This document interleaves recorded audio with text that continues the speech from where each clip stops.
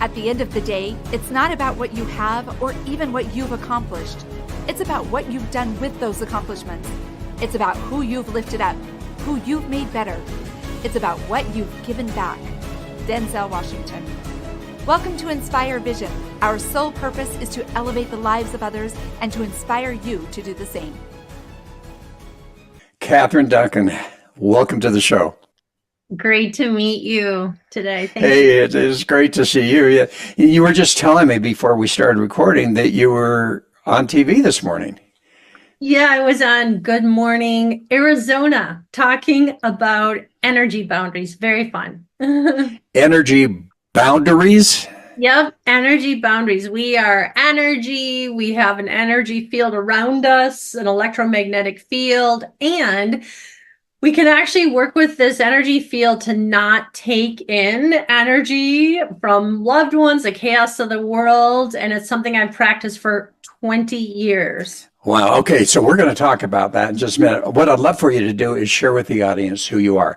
And I know you have an extremely varied background, and it's amazing as I look at your bio. I want you to share that with your audience and help them to understand how you got to this point in your life.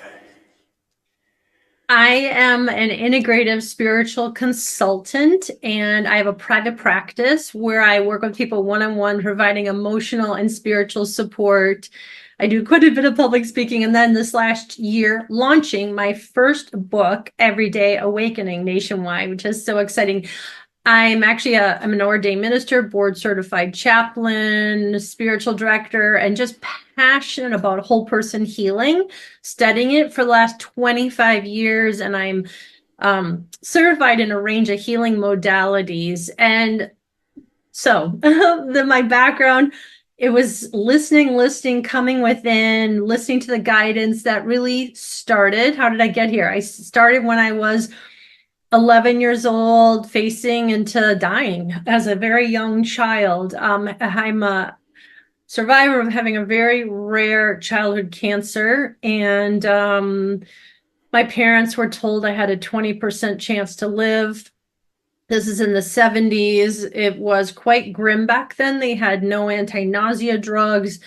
They did a lot of amputation. It was a lot. And surprisingly, no one talked to me. And I just felt quickly that I was walking a tightrope. I could feel that I was between life and death. And that is when my life cracked open on my own. I started out of nowhere to pray, even though prayer meant nothing to me, but just praying to live. I realized I wanted to live. I didn't want to die. And I was pleading, and not long after, this feeling of peace poured through my body, and it's just a knowing I was going to live. And I didn't tell anyone, but it just has been comforting to me to this day. So you did not have a near-death experience then, but you were on the border of dying, according to the doctors, and obviously that did not happen.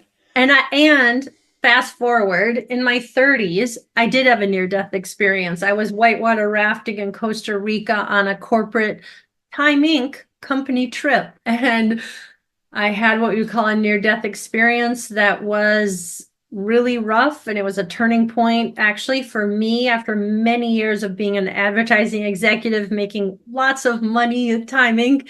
and having a wonderful career but just like, that's it, I'm done. This isn't who I want to be. I need to listen. Where am I being called in my life? And after that experience, within a few weeks, gave my notice to leave Time Warner to listen to where am I being called in my life. And with that, as I've read different near-death experiences from people, they all have a slightly different experience, it seems like. Yep. And so it would be interesting, I think, for the audience to understand what yours was like. And yeah, I think that would be, do you mind sharing that? No, absolutely. We went on this Time Inc. corporate trip for their top sales executives. We were in Costa Rica. We decided to go whitewater rafting. We were in rivers that were torrential. It was like level 4, pretty rough from rains. We shouldn't have gone out. So there are many boats. We were in a boat and I was in the very corner, and I had a life vest, a helmet. And if you can believe it, the head of our raft was they had like this Olympic team. He was crazy. All the other rafts were going around these rough rapids. Our guy was taking us straight down the middle. And next thing you know, I was thrown off the raft and I was deep underwater. And I mean, here I had this life vest, helmet, deep underwater, pitch black. And all of a sudden, I'm like, this is it. I'm going to die. I just had flashbacks of being a child in the hospital. I had young kids then. I saw them. And all of a sudden, this white light came around my body. And this voice said to me out of nowhere, really clearly, living or dying is fine. And this peace poured through me, similar in a way to when I was a child. But I didn't know if I was going to live or die. And I let go. I think I let go of my body. I think that's how I came out from under a rapid. They grabbed me, got me on a boat. I was in shock. I couldn't talk. We had to finish getting down the river because it was such a remote area, and got through that whole experience. A day later, I flew home, and I'm in Minneapolis in a taxi driving to my home. And I happened to call my mom just to tell her I was home. My mother never shared a dream in her life and never has since. And she said to me, without me even telling her what had happened, she's like, Catherine, I dreamed that I slipped into a river and I almost drowned. And then I woke up. It was like the day that happened. But I share this because it was a significant turning point. I just thought I need to listen where I was being called. I was already feeling restless about what I was doing. And like, is this really what I'm called to do? And so it gave me the courage to just walk away and start to listen to where I was being called, which led me then to studying theology and divinity and chaplaincy. And here I am. All right. So, it's interesting as you talk about a spiritual consultant, because we're going to talk about mysticism. We're going to talk about all sorts of issues that may or may not have anything to do with, quote, spiritual, and yet you are a spiritual consultant and you approach things that way. Can you explain to the audience what it means to you to be a spiritual consultant? I would say ever since 11 years old, when I was praying to live, and all of a sudden that feeling came through my being of deep peace and comfort, and a knowing I wasn't going to die, and a knowing I wasn't alone. That feeling of just that oneness with the universe has been with me to this day. And I started, as I'll share with you, a teenager, voraciously reading life, meaning, purpose kind of books, like, why am I here? To this day. And I'm just steeped spiritually. And then I decided I got a master's in theology, a master's in divinity. I have all the degrees. But what does it mean to tune into that oneness of the universe? And I'll share with you, as a spiritual consultant, and for years I worked as a chaplain. I was a chaplain at our level 1 trauma hospital, Hennepin County Medical Center. I was a chaplain at Fairview Hospice for years.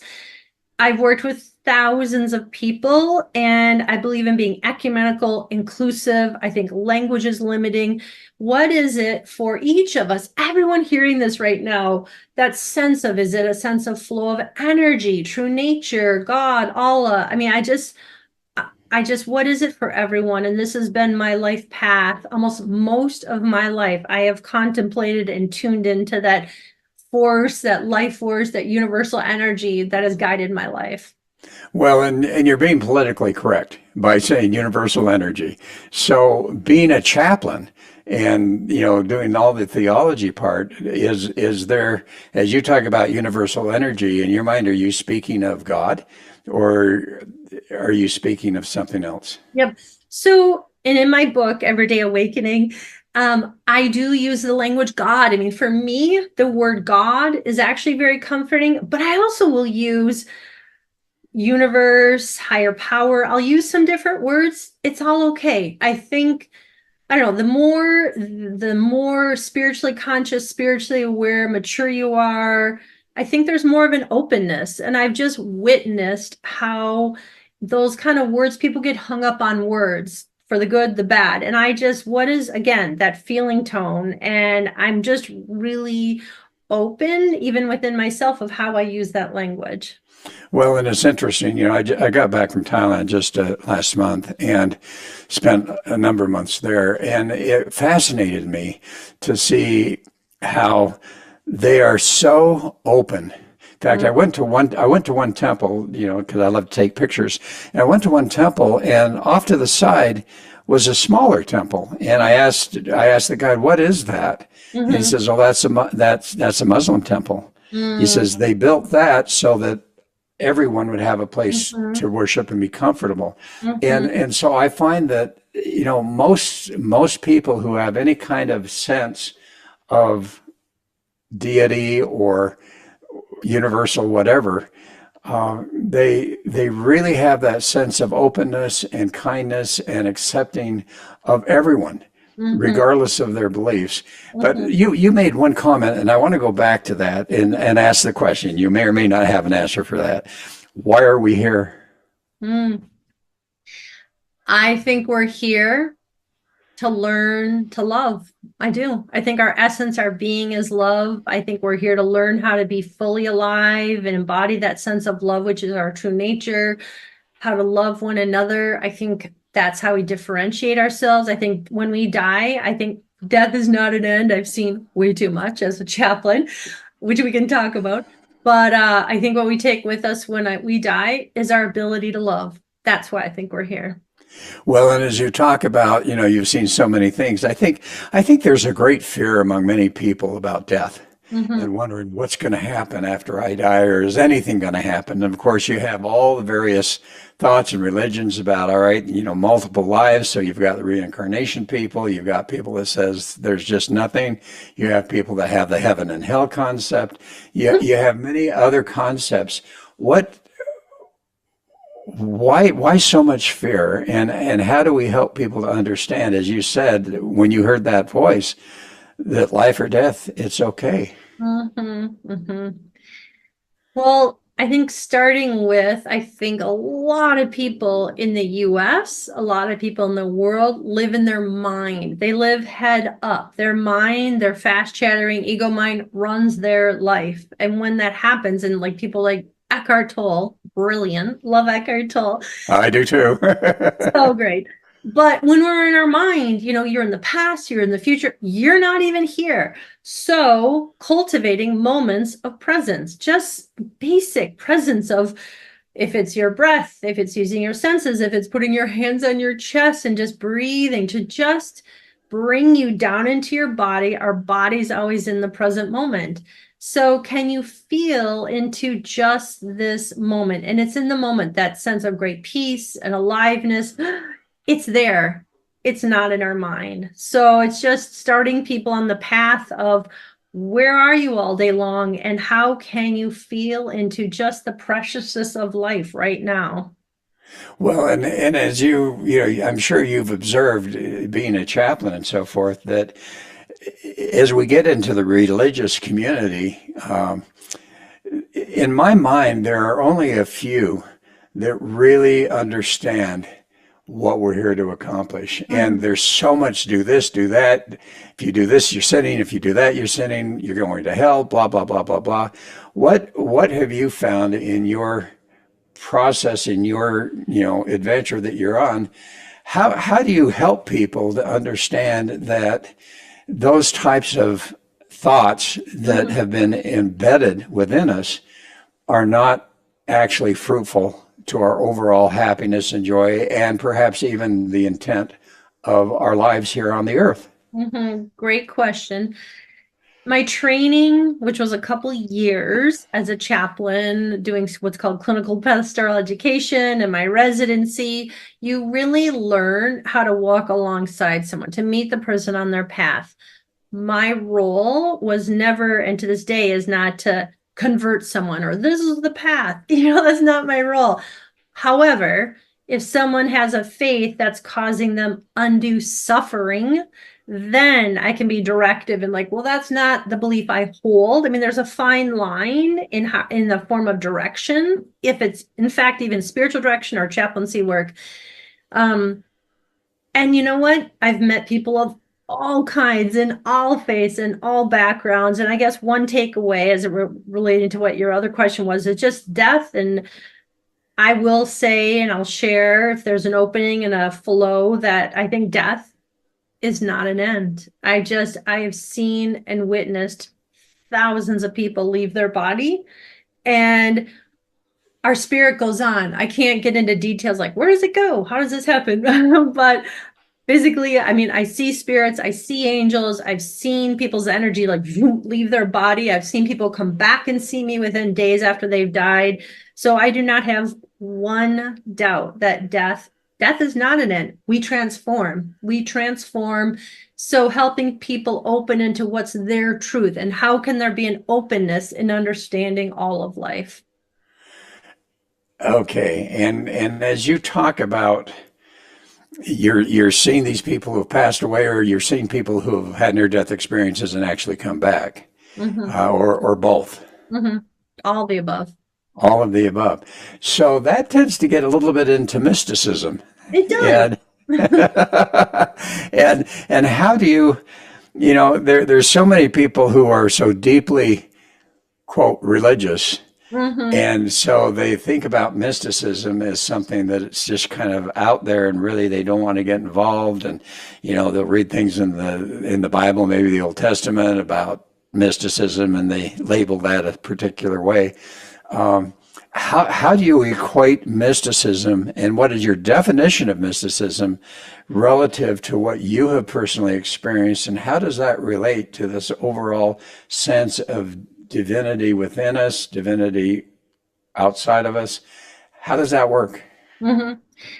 I think mysticism is just an opening to get guidance, inner guidance, guidance from beyond. Every one of us right now, everyone hearing this right now, every one of us can receive guidance. If there's words, clairvoyance, clairaudience, clairsentient, but it's cultivating present moment, being in the moment. And one of us might get more hearing or sensing or feeling, but it's really we can open into these gifts when we're in the present moment. One quick comment that might be helpful, that really helped me years ago. It was a short excerpt from Ken Wilber, who's incredible, a spiritual author, written many books. And he talked about 4 levels of spiritual maturation. It's just coming to me to share in the moment about where you meet people on the path. And the first level, quickly to share, is when someone it's just they're egocentric. It's me, me, me, me, me. They can't see anything but me. The second level is ethnocentric. So like I am of this particular religious tradition, or, I'm Catholic, or I'm Jewish, or I'm this sect. I mean, where you're just defined almost by their tribe. Like they can't see beyond what their identity is with their community.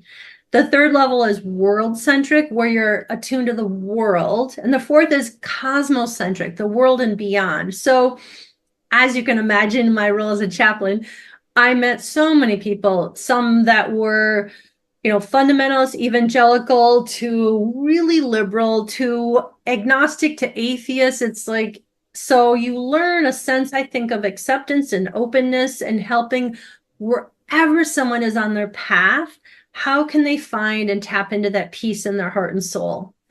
How does that start? Well, and you talked about suffering. And, that rings a bell for me, because I know that, for instance, in Buddhism, which I became familiar with while I was over there, he talks about getting to a point where you have eliminated suffering in your life. So there's a whole process of self-development there, where people are seeking to accomplish that. In Christianity, we don't hear that quite so much, and yet if you really get into some of the things that are in the New Testament, man is that he might have joy. Right. Be ye therefore perfect, which in Hebrew really means be ye therefore complete, even as your Father in heaven is complete. So you have all of these different religious aspects to help us to, how do we overcome this suffering? Because quite frankly, I really believe that men are and women are there to have joy and experience life in a sense of peace and happiness. And yet, as you say, so many people our suffering. And as Eckhart Tolle talks about, that consciousness, if we allow the ego to Mhm. get in there and create all of those desires and so forth that are not really meaningful, that creates the suffering. Mhm. With the work that you do, is your main goal really to help people to overcome that suffering and to reach a point of joy and happiness and love in their lives? Yes, and I would phrase it as awaken into their heart and soul, awaken into the preciousness of what it means to be alive right now. And as I say that, everyone listening right now has had a moment of an experience of it. Even when you think of you're out at night and the sun is setting over the mountains, over an ocean or lake, and there's that glistening or there's that glow, and it kind of like takes your breath away. And there's a moment of like, awe, wonder of just precious is like, wow, I'm here. We can all experience that, but it's a conscious choice and it's a practice. Going back to your earlier comment, it is a practice, a mindfulness practice. Like, where am I all day long? Am I living in my mind all day? Or do I have moments of feeling into just here and now, just starting there? I call it building that awareness muscle of just where am I all day long and how do I want to live and how can I grow more peace and joy and aliveness? It takes some consciousness and daily choice and practice. Well, and I know you talk about 5 essential practices to really get to the point where you open your heart, you open your soul, and you start to sense that. Can you share with the audience what those practices are? Yep. So the first practice sets the stage for all of it. Come back to the present moment, cultivating here and now, which I was just talking about. The second is connect with something greater. And there I'm really open in how I language that. The third is grow your trust. The fourth is embody love. And the fifth is holding openness. Do you care to elaborate? Yeah. So the first one we started to talk about building awareness, like where am I? Am I in my mind all day? When your mind's running you can't feel that peaceful, that joy, that preciousness, that deep life. It's not in your mind, it's in the moment. So starting cultivating moments of presence. And then when you're cultivating moments of presence, can you then tune in to the sense of energy within you, that vibration within us? Even I experienced, here's a simple way to look at it. I experience that vibrational energy every morning when I wake up. I have a gratitude practice and I think about for a few minutes. I wake up. What am I grateful for? I'm alive. Oh, wow. I have a bed. I have family, friends. So I think it, but then I feel that energy vibrating in my body. Just starting there. Can you feel when you breathe into the moment that vibrational energy? And what is that for everyone on this call? What is that? And growing that sense of that energy, that inner guidance. And then that moves us into grow your trust. There's so many self-help books out there that say trust. Well, how do you do it? I just say trust. So I really push to what does trust mean? I think it's about coming into the present moment. I think it's accepting the moment. So much easier said than done. It can be hard with life being so messy to accept life. So accepting the moment fully, here and now, the good, the bad, just right now. And when we can accept the moment, we can hear, listening with the ear of our heart. You hear that phrase in all faith traditions across the world. But that's where that clairvoyance, or clairaudience, clairsentient, we can hear. And that's how we trust. Trust is a verb. It's coming into it. And like you get like, oh, I am on the right path. That's how I experience trust. And then the fourth, embody love. I think, again, love is the reason we're here on this earth. And it starts with loving ourselves. And I invite people to like, how do you love yourself? Here's a way to grow love in your heart. Here's how to embody more love in your being. The more love we have, the more love we can share with one another. And then last, hold openness. Can we go with the flow amidst life being so challenging for all of us at times? How do we go with the flow? How do we find that equanimous spaciousness? It's there, and it's a practice. Well, and there are external things, or at least we may consider them external things, that we can allow them to become internal. So, for instance, meditation. And you talk about energy. I know that you talk about sound healing. Mhm. And I'm curious about that for a moment. When you talk about sound healing, what are you talking about there? Mhm. Well, I'm certified in sound healing level 1 with this amazing teacher here in the Midwest. Her name's Kay. So sound healing, I work with, there's a different things you can utilize. I work with crystal singing bowls, and even with the client, sitting with them, playing a variety of bowls. Mine are all tuned to different chakra frequencies, and playing them, the sound can come into your being, into a cellular level for healing that, words can't even reach. So it just, crystal sound healing is one way, one modality. That's a powerful healing modality. I use them myself all the time. I'm really attuned to sound, and I find that they're very healing to work with clients. Well, and I know it can be very effective. I actually have a personal example of that. My son lost a child just prior to birth, and when he got back into the States, he's just really struggled with that and Mhm. struggled with that. And one day, a friend of mine that was in a networking group does the bowls, right? Mhm. And she said, you know what? Why don't you come up? And I'm going to do a session, and it's really interesting. It's kind of like a cave with water, a Mhm. pool there, so you get into the water, and then you just listen to that. And I thought, okay, I'm always open to try that. But I called my son. I said, why don't you come with me? He says, okay, Dad. And so he did. And after it was done, he looked at me and he said, it's gone. Mhm. The That deep grief, and obviously he still grieves, but that deep sense of loss and grief Mhm. was gone because of those Mhm. singing bowls. That's And so powerful. and it's like, it's so amazing to me that that can happen. Do you have any stories you can share where someone went through a process like that, where the singing bowls literally helped them in their emotional situation? Absolutely. Yeah, many, many stories. And here's a takeaway about working, I think, with sound healing bowls. You always want to start out working with them on a more minimal scale because they're so powerful. For maybe 15, 20 minutes, how does it feel? Does it feel calming? Are you finding some agitation? Certain bowls maybe can agitate you, but working with the sounds and letting them just sink in and feel that tone and the energy of them. Because it actually, once you play with the singing bowls, it stays with you for a period of time, that vibrational energy, because we're vibrational energy, the bowls are vibrational energy. And I mean, I find, yes, I've had many stories with clients and also myself playing them.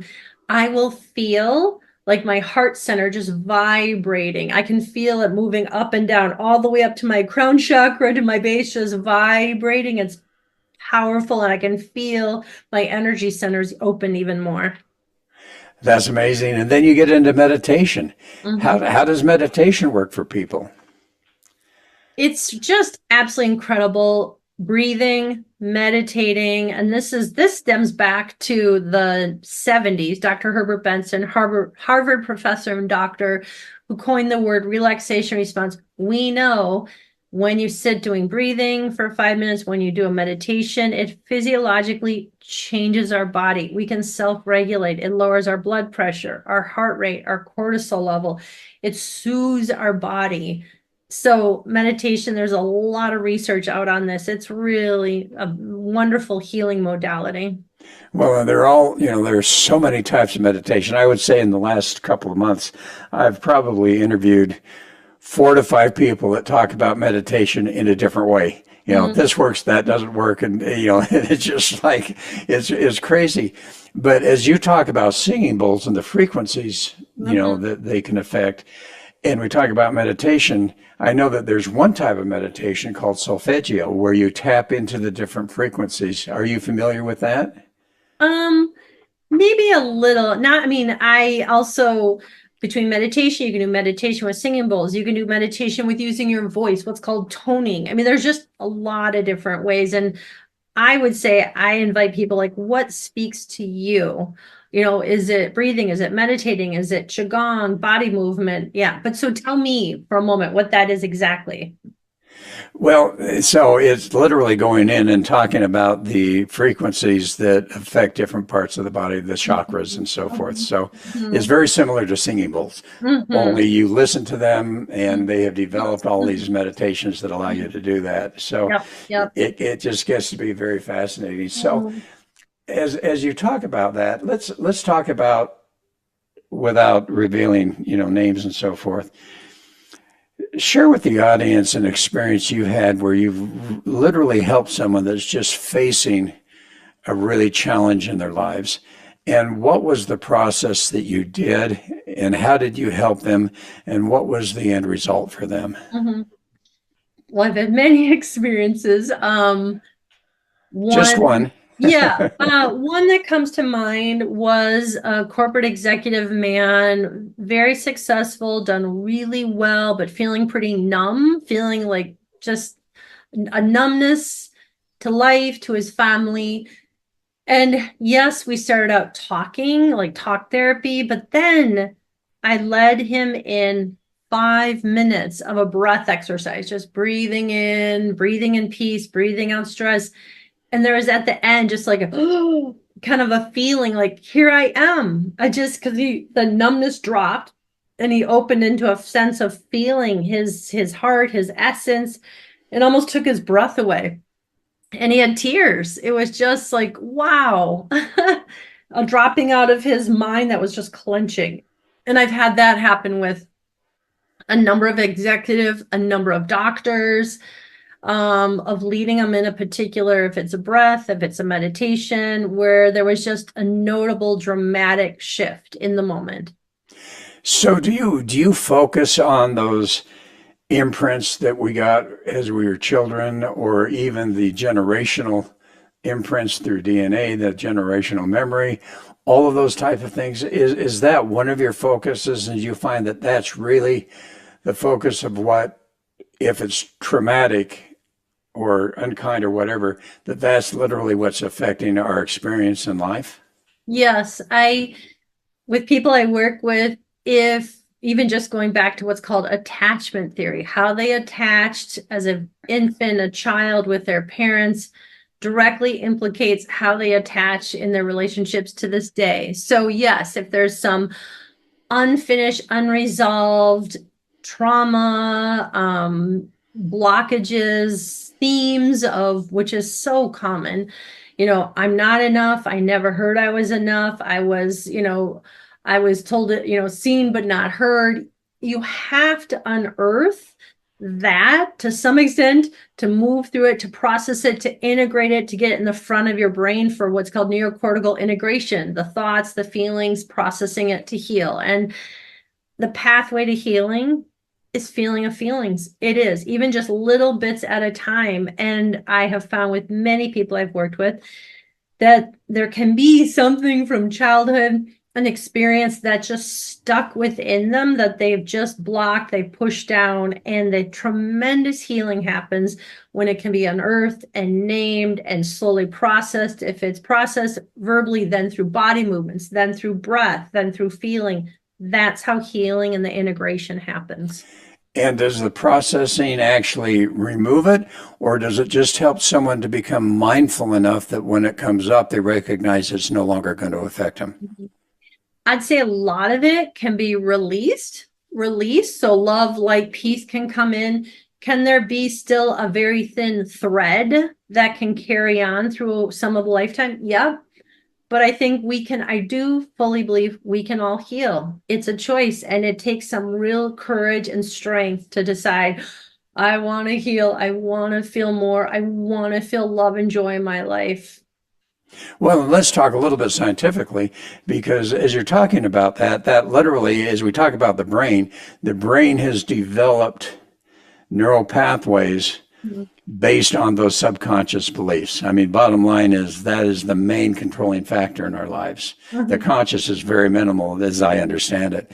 So as we talk about that, how do we get to the point where, and scientifically, do we literally find that we can take those neural pathways that have been with us our whole life, Mhm. and start to modify those or move them away and create new ones. What's your vision on that and thoughts about that?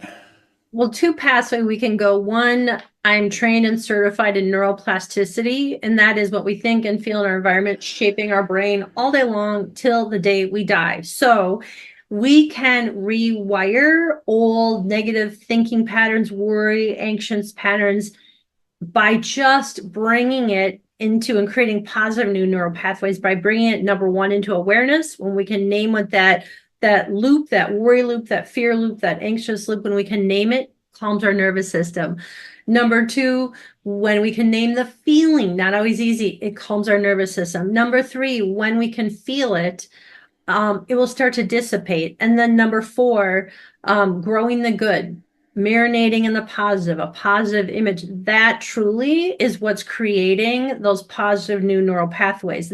I write about this in my book. This is all the neural models I've studied so far. They all have these 4 steps. So that's one path. One other path, though, is with awareness. So, for example, if you're aware, gosh, I have a hard time loving myself, or I never grew up hearing I love you, and I have a hard time feeling love, we can do practices to grow the love in our hearts. So even what's called, this comes way back from mirror work with Louise Hay, looking in the mirror and saying, I love you, I really love you, I really love you, put your name in there. You say that 10 times every day for a month, I can guarantee you that will start to open your heart and shift you. And when you're doing that, you're telling your subconscious words they've never heard. So there's literally ways that, yes, we can rewire our negative thinking mind, but also how to grow our heart and soul and shift from that subconscious pattern of just being blocked. Well, and I hear it so often that, I am who I am. I'm never going to change. That's not true, is it? Mm-mm, no way. That's a mindset. That's a fixed mindset. Yep. So, in all of life, every one of us, it's like and that's a big takeaway from my book. How are you choosing to live? Are you choosing to live on autopilot where your life's living you, your mind's living you? Or are you choosing like, I want to open more, I want to grow, I want to feel more love in my life? That's a choice, and it's a practice every day. Well, and as you talk about your book, what are the main themes you talk about? So you talk about neuroplasticity. Mm-hmm. You talk about, I would assume, spirituality.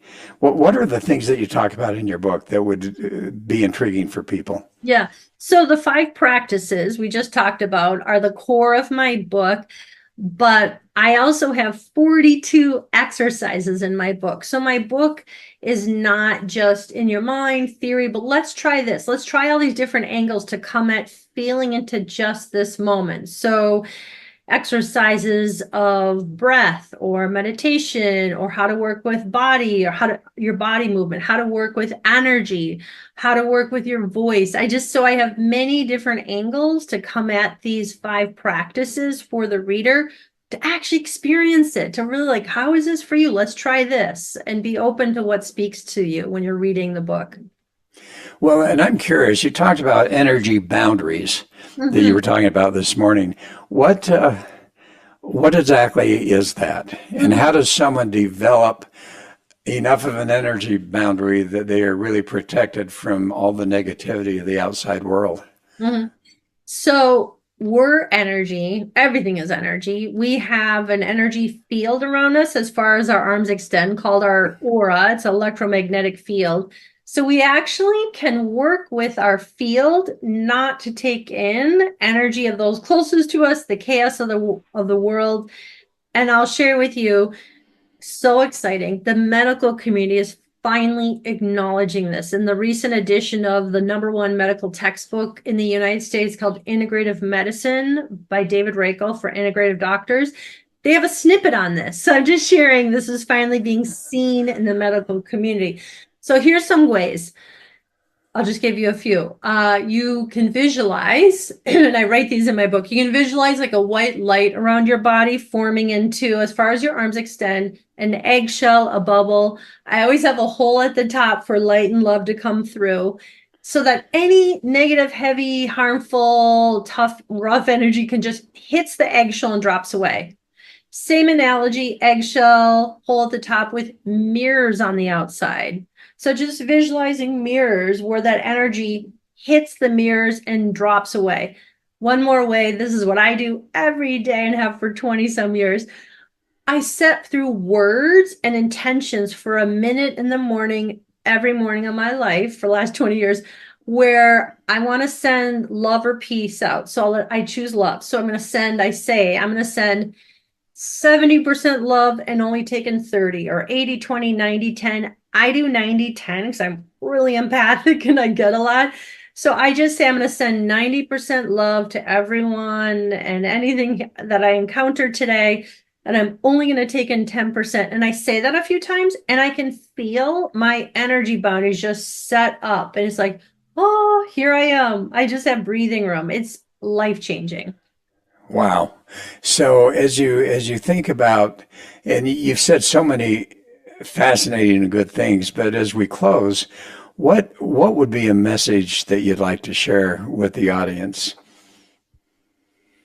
I would just invite people listening to this, what do you want in your life? And I think life is deeply precious. It's a gift to be alive. And I witnessed so many people as a hospice chaplain that I was with as they died understand like, oh, I'm here. And then they died. And I think everyone hearing this, you can cultivate and grow that sense of preciousness of life right now. Just starting with tuning in. How are you living your day? Are you living your day where you're in your mind all day? Or are there some moments of just here I am, presence with your breath, using your senses, go for a walk, use your senses, just here I am in nature walking, to just feel that sense of, wow, wonderment, awe, this life, the preciousness of being alive. And that's the big takeaway I want to share with people, that it's here now. You don't have to wait. Yeah, I love that. So how do people find you and how do people find your book? My book, Everyday Awakening, it is on Amazon, Barnes and Noble, and it's all over. My website is everydayawakening.com. I'm on social media, Catherine with the C, Catherine Duncan, MABCC is my Instagram, my LinkedIn, my TikTok, and Facebook. It's my company name, Learning to Live. So there's a lot out there. And the outcome for people is? Peace, joy, love. Oh, wonderful, wonderful. Mhm. Catherine, thanks so much for being on the show. This has been amazing. Yeah, great to meet you. Thank you. I really appreciate it. Folks, thanks for listening. I hope you enjoyed it. And it's really a good book. Take a look at it and see if it can be of some value to you. This is Dr. Doug saying have a wonderful week and namaste.